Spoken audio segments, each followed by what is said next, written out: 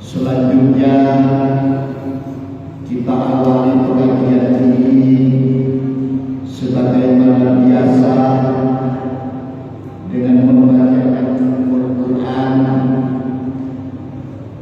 Kita hadiahkan kepada junjungan kita Nabi Muhammad sallallahu alaihi wasallam.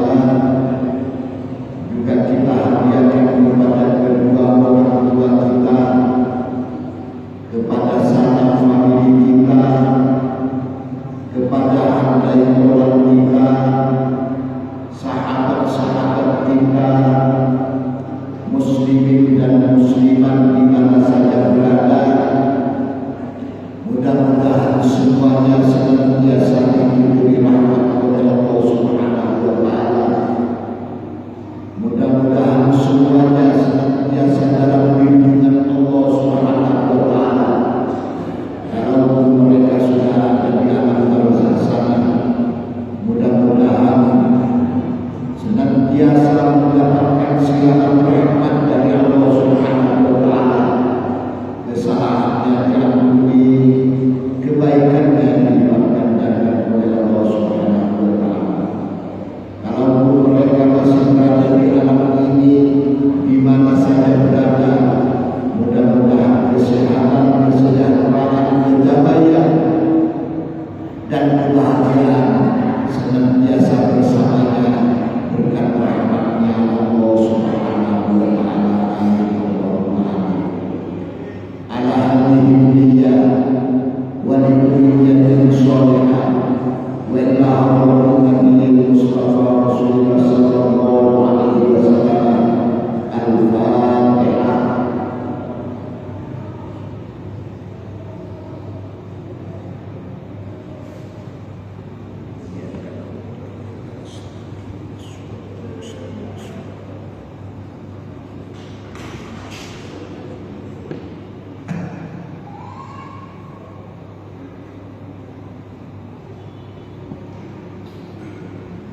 Bismillahirrahmanirrahim.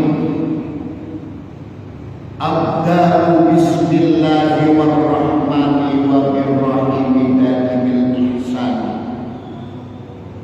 Abda'u mengawali saya bismillah dengan menyebut asmanya Allah. Asma Allah itu yang bagaimana? Lidzatil wajibil wujudil ma'budi bihaqqin. Allah itu adalah Az-Zat yang wajib adanya, yang wajib adanya dan yang wajib disembah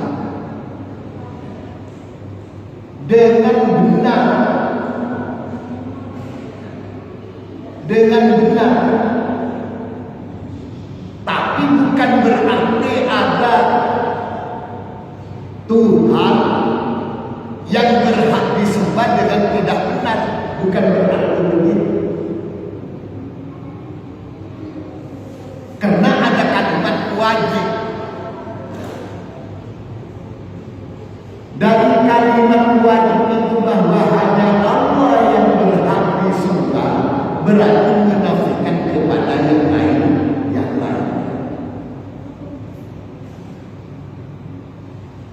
Jadi Allah itu hanyalah Allah Az-Zat yang berhak disembah. Selainnya tidak ada berhak. Tidak ada yang berhak. Berhaknya Allah itu disembah dengan apa? Bihaqqin, dengan hak, dengan sebuah kebenaran, dengan sebuah alasan apapun saja atau argumentasi apapun saja, pasti hanya Allah yang berhak disembah. Kalau ada yang mengatakan bisa menyembah yang lainnya, maka itu tidak mungkin dengan hak. Tidak mungkin bisa dengan hak. Karena begitu didebat, begitu misalkan kita pertanyakan pasti tidak akan mampu untuk memberikan jawaban yang benar.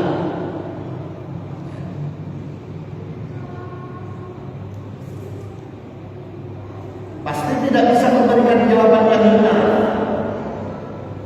Dulu ada, misalkan contohnya, dulu ada seperti misalkan Fir'aun, namanya menganggap Tuhan.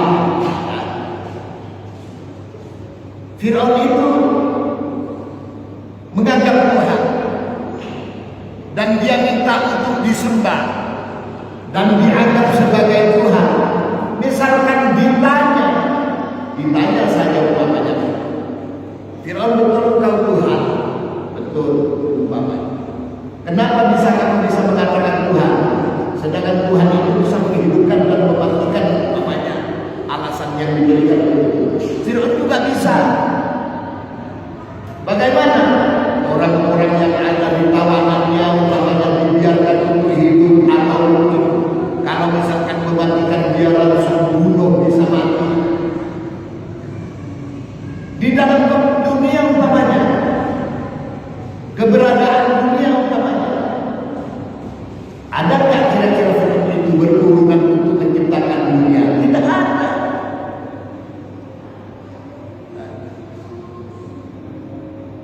Kalau bahasanya orang-orang sini, kira-kira urunan seperti satu sake ataupun apa kalau menciptakan dunia? Ini tidak. Bagaimana dia bisa mengatakan bahwa dirinya sebagai Tuhan? Padahal Allah itu inna fi khalqis samawati wal ardh. Padahal Allah yang menciptakan langit dan bumi.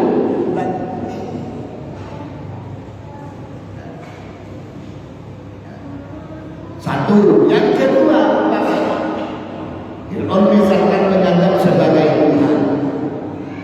Dan kalau Fir'aun sebagai Tuhan, lalu bapaknya dulu bertuhan kepada siapa? Kan tidak mungkin. Kakeknya dulu bertuhan kepada siapa kalau Tuhan itu adalah Fir'aun? Itu dulu juga akan terjadi yang demikian. Itu tidak bisa.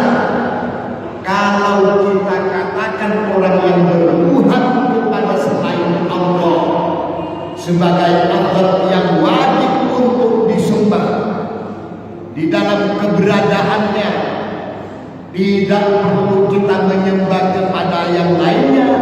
Bila ada yang mengatakan bahwa kita bisa bertuhan kepada yang lainnya, itu tidak mungkin, karena begitu kita mengadakan, begitu kita melakukan atau bertanya kepada alasan mereka, pasti mereka itu tidak bisa memberikan alasan yang benar. Tidak bisa, baik secara akliyah ataupun secara nakliyah, baik dengan dalil yang konkret ataupun secara akal. Tidak bisa. Lalu dari Allah itu timbul sifat asma atau tauhid asma wa sifat. Yang kita kenal dengan tauhid asma wa sifat. Tauhid itu kan ada tauhid rububiyah. Rububiyah itu bahwa penguasaannya Allah kepada kita, yang menguasai semua apa yang ada di permukaan alam ini adalah Allah, Rabbul Alamin. Itu namanya tauhid rububiyah. Kita kadang hilang tauhid rububiyah kita. Kita hilang tauhid rububiyah kita kepada Allah, bahwa seakan-akan kekuatan itu adalah kekuatan kita, padahal semata-mata kekuatannya Allah.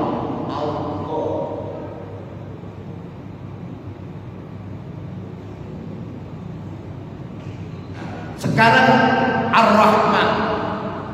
Ar-Rahman itu adalah tauhid yang kita wujudkan dalam asma wa sifatnya Allah.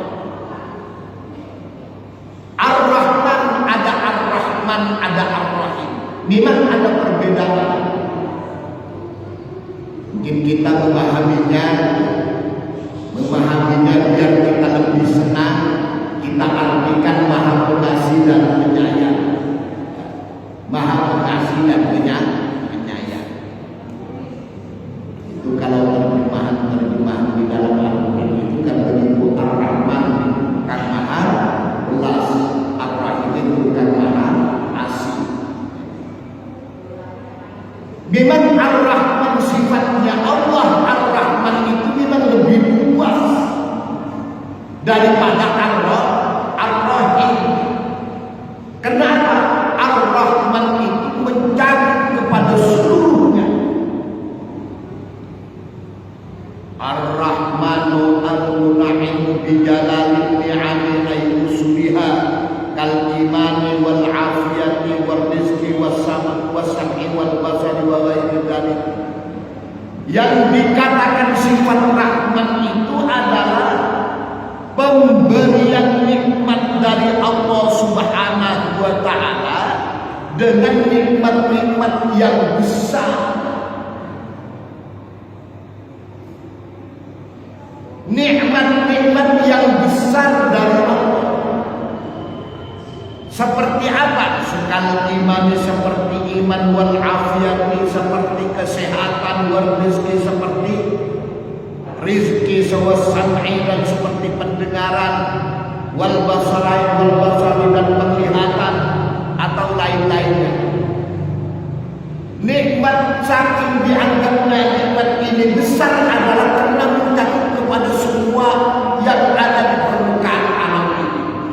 Baik dia kafir, baik dia beriman, baik dia binatang, baik dia tumbuhan, baik dia ingkar atau tidak, semuanya diberi nikmat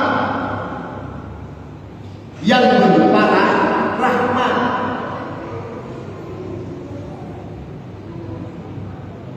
Itu dari segi kedudukannya besar,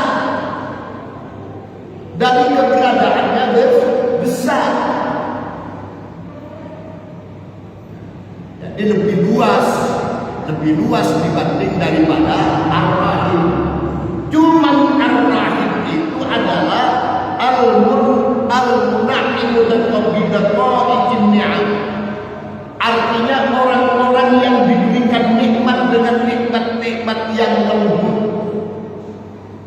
aifu'iha, atau cabang daripada nikmat-nikmat yang besar tadi. Artinya orang yang mampu mendapatkan rohimnya Allah dari rahmatnya, orang yang bisa mendapatkan sifat rohimnya Allah melalui sifat rahmatnya Allah, itu nanti akan terwujud.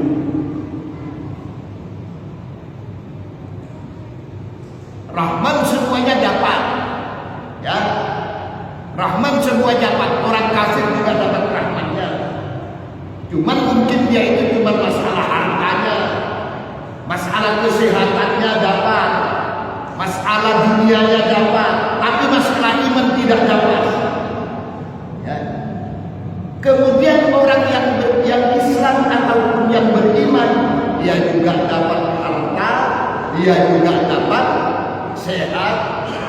Dari wujud iman dan sehat Islam yang ada pada orang Islam itu lalu timbul dan akan diikuti oleh sifat rahimnya Allah.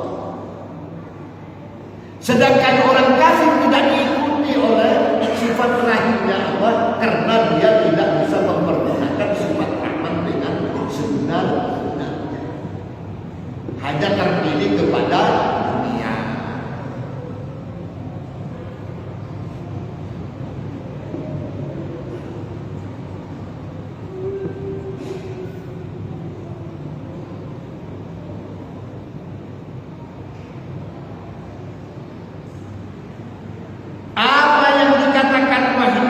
Ziyadatul iman seperti bertambahnya iman. Wa furin ni'mati, dan berlimpahnya nikmat,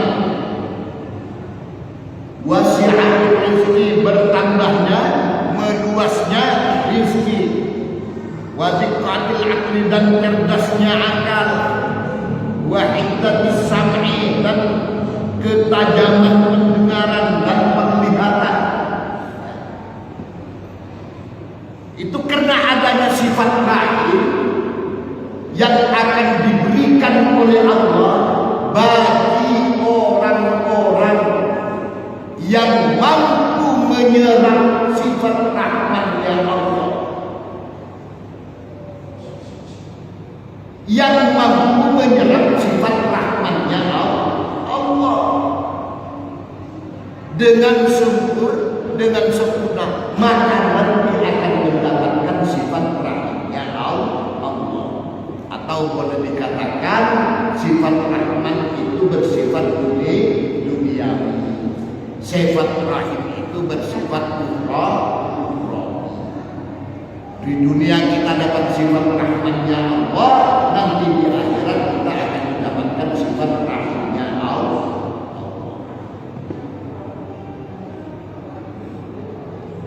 Kemudian juga Allah itu wabirrahimi dainil ihsani, kemudian dengan sifat rahimnya Allah, kebaikannya Allah itu kekal. Dari sifat rahman yang ada, yang Allah berikan kepada setiap makhluk ini, kebaikannya Allah itu kekal. Orang kufur apa langsung dimatikan oleh Allah? Tidak langsung dimatikan. Apa langsung dibalas seketika itu juga oleh Allah? Tidak. Apa langsung diunjol? Tidak. Orang berdosa, orang fasik, apa langsung dibalas begitu? Dia melakukan kesalahan langsung dibalas oleh Allah? Tidak. Kenapa? Sifat rahmannya Allah lebih besar dibanding dengan sifat ghadabnya Allah. Lebih luas, lebih luar biasa. Tidak diragukan lagi bahwa sifat rahman rahimnya Allah itu lebih besar, lebih luas dibanding dengan sifat marahnya Allah.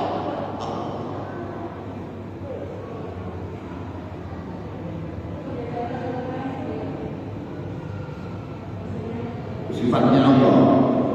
Bahkan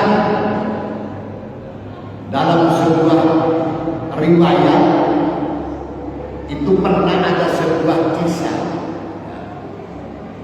kisah yang mengawali terjadinya sholawat tarhim, ya, sholawat tarhim, wassalamu alaihi, itu kan tarhim kan. Suatu saat pernah Nabi itu melaksanakan tawaf. Nabi pernah melaksanakan tawaf. Di saat Nabi melaksanakan tawaf, ada orang A'rabi, orang kampung. Ada orang kampung itu melaksanakan tawaf. Namanya orang kampung, dia memang datang ke Mekah itu untuk melaksanakan tawaf. Dia ingin juga ketemu dengan Nabi, saking dari cintanya kepada Nabi. Dia memang orang yang beriman, dia orang yang Islam, dia orang yang beriman, dia cinta kepada Nabi, tapi dia tidak pernah ketemu dengan Nabi. Akhirnya dia melakukan perjalanan, melakukan tawaf. Di saat dia melaksanakan ibadah tawaf itu, dia tidak baca yang lainnya. Yang ada di benaknya itu dia katakan, ya Karim, ya Karim, ya Karim.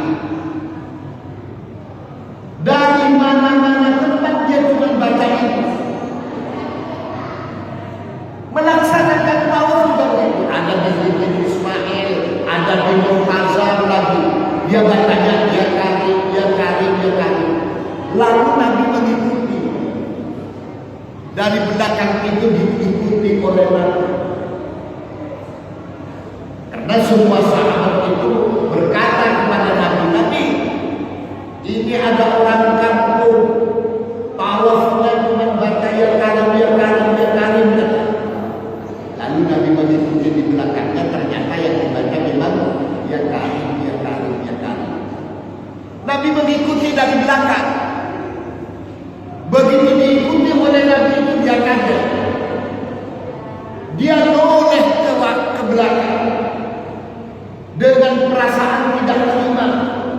Apa kata dia? Kamu itu mengolok-olok saya, mengikuti saya.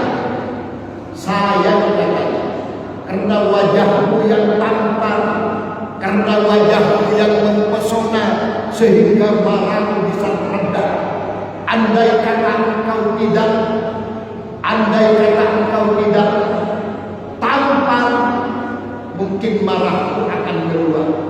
Awas kamu, akan saya laporkan kepada orang yang saya cintai. Tawaf lagi sampai di Multazam, sampai di Hijir Ismail. Bacanya juga cuma dia karim. Diikuti lagi oleh Nabi. Lalu keluar perkataan itu lagi. Keluar perkataan kamu itu. Orangnya tampan mempesona, sehingga marah redah gara-gara ketampananmu, gara-gara keindahan wajahmu.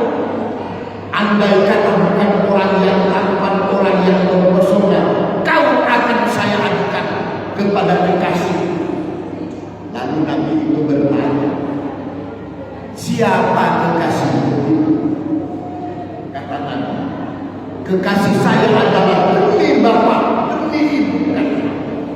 Ini sumpahnya orang Arab begitu, kalau sudah memastikan itu demi bapak, demi ibu, itu sudah sumpah paten.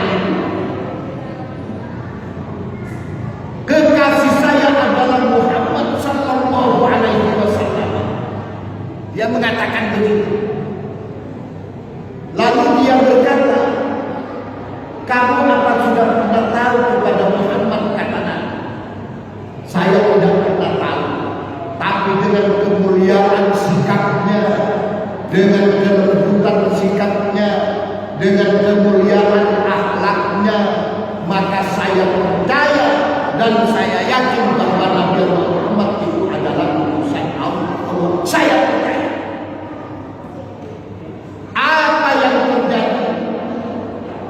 Apa yang terjadi? Di saat beliau itu mengatakan, kata Nabi, Muhammad adalah saya,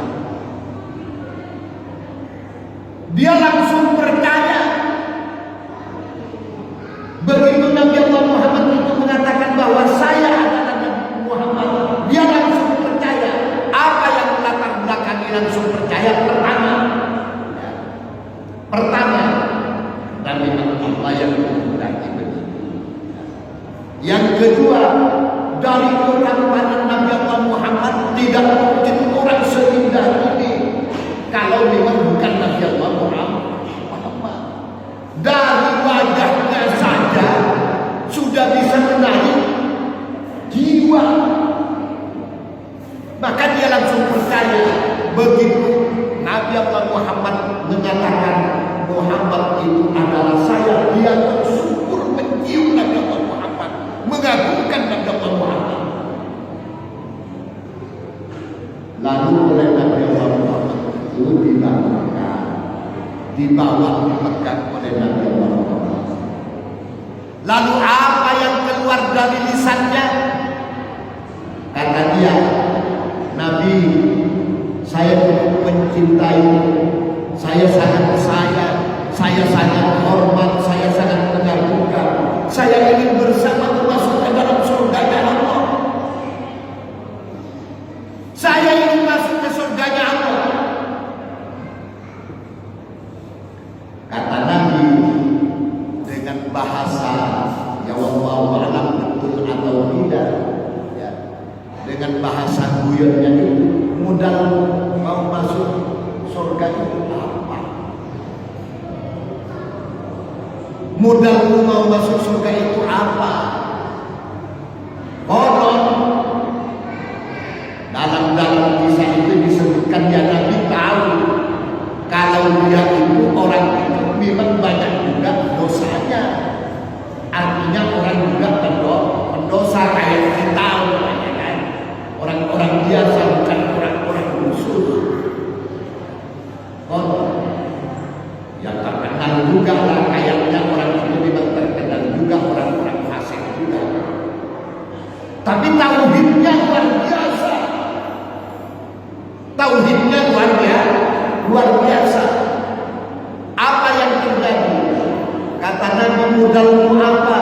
Sementara dosa masih banyak, sementara perbuatan dosa itu belum kau minta ampun ke hadapan Allah Subhanahu wa Ta'ala, masih terlalu banyak dosamu. Kata Nabi, bangkit dia seakan-akan tidak terima. Padahal ketemu dengan Nabi bangkit itu. Dia beriman kepada Nabi, tidak pernah tahu dengan Nabi seperti kita. Ya. Kita itu dikagumi oleh malaikat, dikagumi oleh nabi-nabi terdahulu. Ya. Kita ini orang yang mulia. Kita orang yang mulia. Kita mempercayai Nabi tidak pernah bersama dengan Nabi. Kalau orang yang bersama dengan Nabi percaya kepada Nabi itu masih lebih masuk akal. Ini kita tidak pernah hidup bersama dengan Nabi, tidak hidup semasa dengan Nabi, bahkan tidak pernah ketemu dengan Nabi. Alhamdulillah kita diberikan keimanan kepada Nabi. Ini luar biasa. Akhirnya apa yang terjadi? Kata Nabi, kamu masih banyak dosanya, belum minta maaf kepada Allah.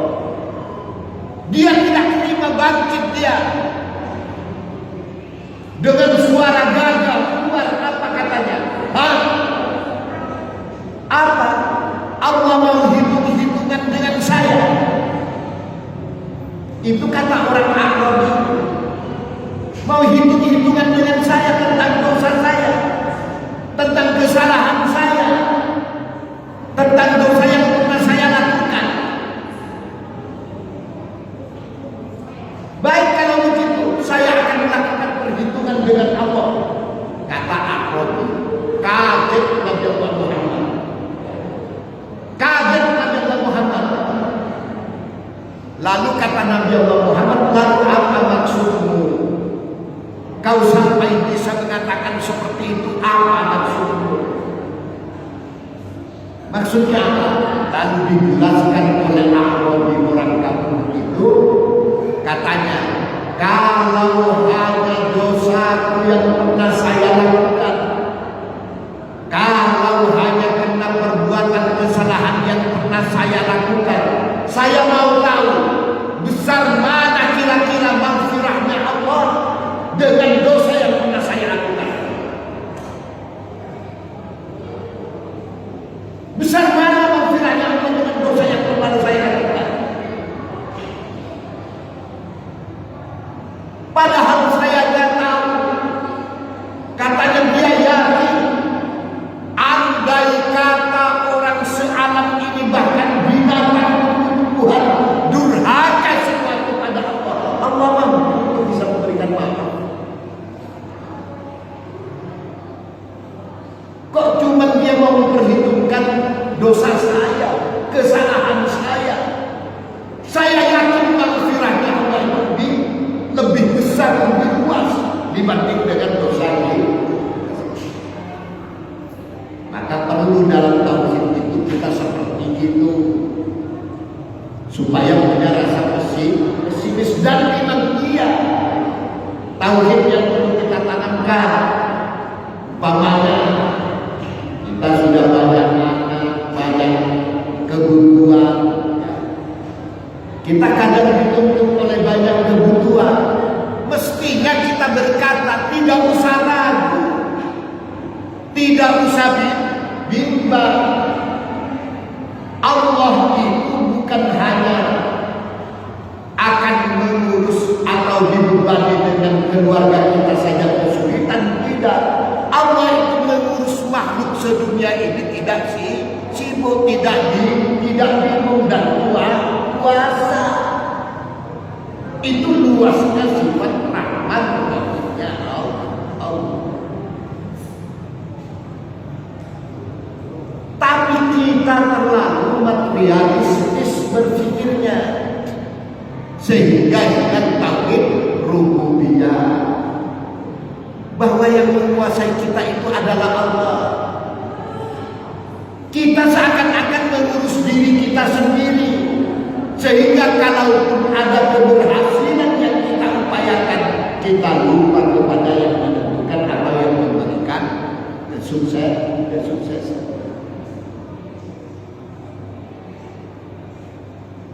Kita mulai dari apapun saja itu sudah dikuasai oleh Allah, ditentukan oleh Allah. Ya. Jangan sampai kita menganggap apapun saja yang pernah kita lakukan, apapun saja yang pernah kita perbuat, apapun saja yang pernah kita upayakan, itu adalah hasil daripada kemampuan kita. Tidak ada.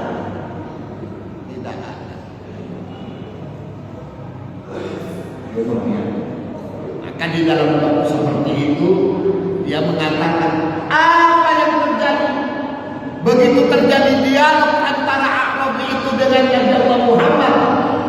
Kalau memang Allah itu mau hitung-hitungan dengan saya akan hitung.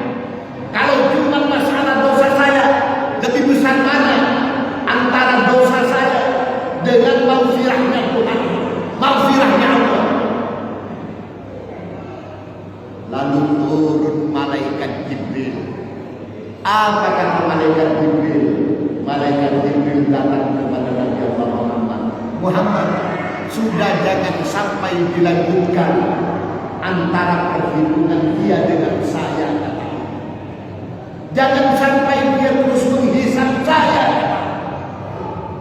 Itu malaikat Jibril turun kepada Nabi Allah Muhammad karena sebuah perkataan daripada seorang Arab. Lalu timbul dari kemuliaan sahabat itu, timbullah yang namanya sahabat Arab.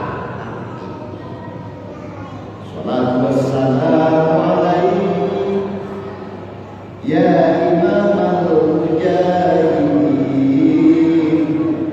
Dari peristiwa itu lahirnya sahabat Arab.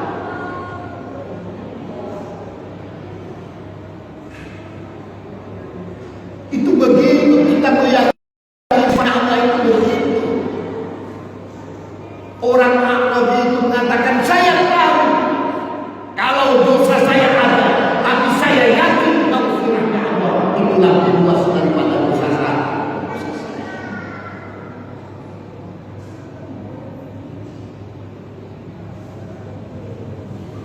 Jadi tidak ada kesulitan, tidak ada kebimbangan, tidak ada keraguan kalau kita mampu bertauhid secara benar.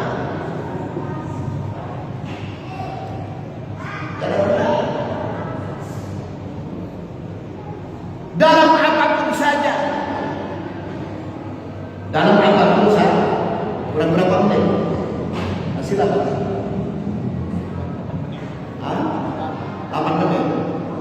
Dalam bab dunia, dalam bab rezeki, kita pada dasarnya kemarin kita katakan bahwa dalam filan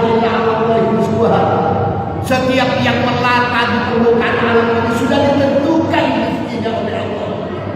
Apakah rezeki ini harus kita cari atau tidak? Kalau tidak kita cari pasti tidak dapat. Ya. Itu memang kadang berbeda. Bisa juga memang Allah sudah menentukan rezeki itu dengan sekalian penghantarannya. Kita mencari kadang rezeki itu memang sudah Allah tentukan.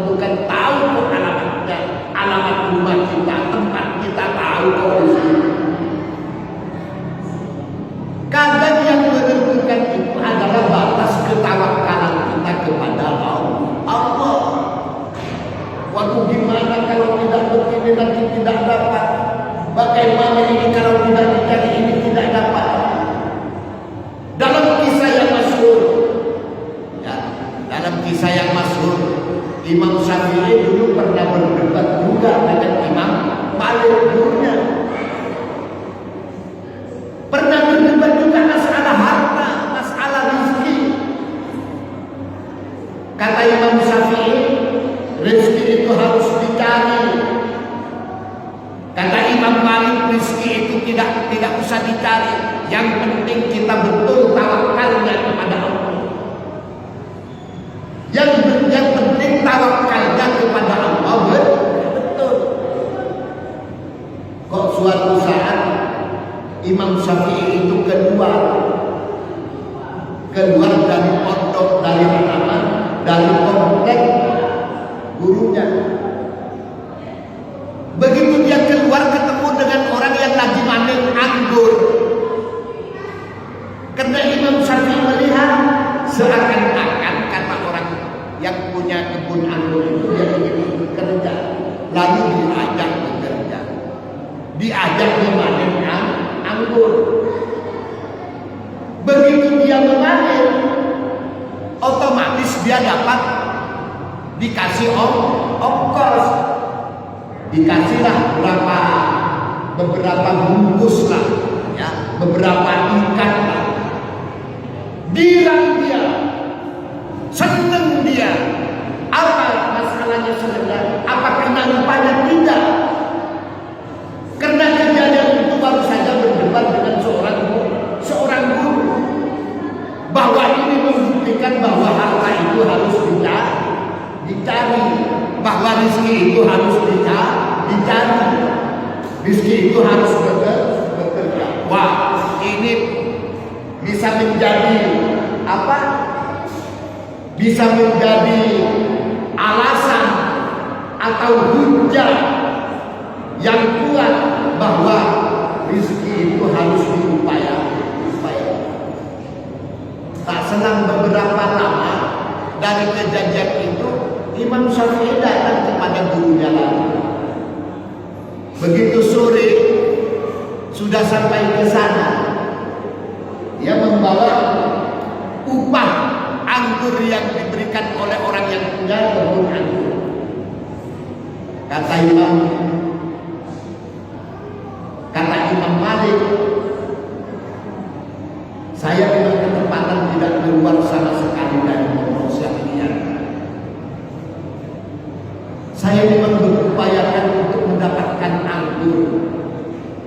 Saya ingin sekali untuk bisa makan anggur. Lalu dikeluarkan anggur itu oleh Imam Syafi'i. Kata Imam Syafi'i, ini buktinya kan? Kalau rezeki itu bisa dapat harus diupayakan. Rezeki itu bisa didapat harus bekerja. Tersenyum Imam Malik. Tersenyum. Apa kata Imam Malik? Saya seharian tidak keluar dan berangan-angan untuk makan anggur. Ternyata ada orang yang menghantar anggur dan saya makan anggur saja. Berarti saya tidak bekerja pun bisa makan anggur, bisa mendapatkan rezeki anggur. Apa yang terjadi? Ulama besar keduanya sama meyakini bahwa rezeki itu terkadang dengan upaya, tapi kalau memang mampu betul-betul bertawakal kepada Allah, pasti. Karena kalimah Allah itu melebihi daripada kedudukan rezeki dan yang lain. Asalkan kita betul menyebutnya Allah. Kadang Allah disebut, hati kita tidak Allah, mata kita tidak Allah, telinga kita tidak Allah, tangan kita tidak Allah, kaki kita tidak Allah. Yang menyebutkan hanya Jibril. Allah itu tidak betul-betul bersama kita. Padahal kita harus billah ma'allah. Kita memang harus Allah.